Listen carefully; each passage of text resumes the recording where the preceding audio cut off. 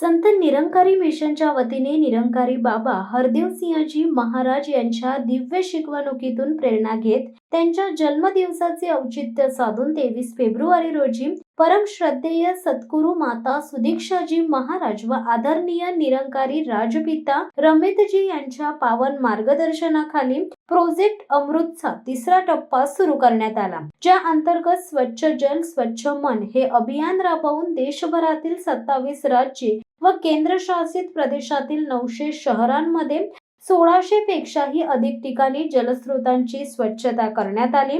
उल्लेखनीय बाब म्हणजे सन 2023 मध्ये भारत सरकारच्या संस्कृती मंत्रालयाच्या सहयोगाने प्रोजेक्ट अमृतचा शुभारंभ करण्यात आला होता। याचा उद्देश केवळ जलस्रोतांची स्वच्छता करणे एवढाच नसून जल संरक्षण हे मानवी जीवनाचे अभिन्न अंग बनवण्याचा विचार जनमानसामध्ये रुजवणे हा देखील आहे।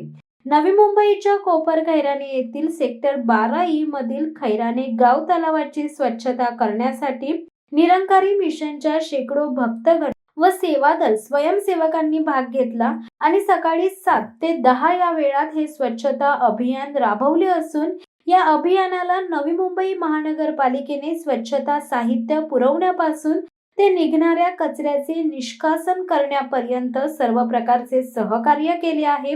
महाराष्ट्राचे वनमंत्री नामदार गणेश नाईक यांनी या अभियानाला आवर्जून भेट दिली असून संत निरंकारी मिशनच्या मानव कल्याणाच्या कार्याचे कौतुक केले आहे। या अभियानाअंतर्गत मुंबई महानगर प्रदेशातील अनेक चौपाट्या, समुद्रकिनारे, तलाव, नदी किनारे यांची स्वच्छता करण्यात आली। या अभियानाचे यापूर्वीच दोन्ही टप्पे यशस्वी ठरले असून तिसरा टप्पा अधिक व्यापक, प्रभावशाली व दूरगामी परिणाम करणारा ठरत आहे। ज्या संतानं धर्माच्या, जातीच्या, पंथाच्या, वर्णाच्या, वर्गाच्या पलीकडे जाऊन माणुसकी धर्म जगामध्ये निर्भयतेने जगावा अशी इच्छा व्यक्त केली, त्या महान संताचा आज आठवणीचा दिवस। त्या निमित्तानं स्वच्छ भारत जी मिशन आहे म्हणजे आपले पंतप्रधान नरेंद्रजी मोदी यांची, त्या भागापैकी एक म्हणजे प्लास्टिक मुक्त गाव आणि दुर्गंधी मुक्त गाव। आज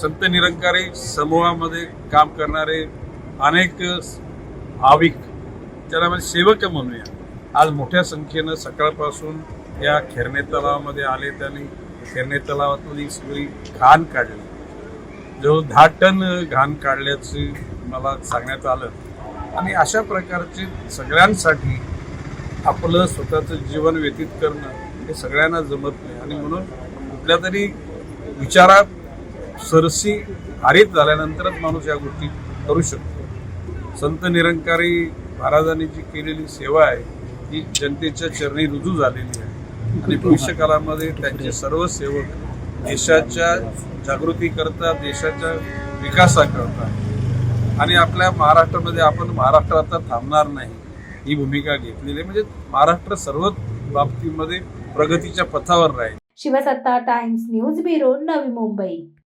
दे धडक बेधडक वृत्त देणाऱ्या आपल्या शिवसत्ता टाइम्स न्यूज चॅनलला लाल बटन दाबून सबस्क्राईब करा आणि बेल आयकॉनला क्लिक करायला विसरू नका।